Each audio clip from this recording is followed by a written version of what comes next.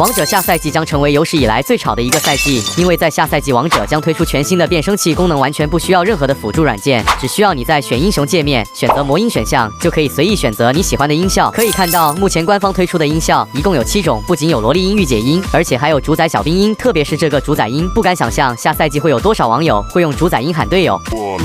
甚至还有天才玩家表示，将无条件用主宰音给队友唱大东北是我的家乡。大东北是我的家乡，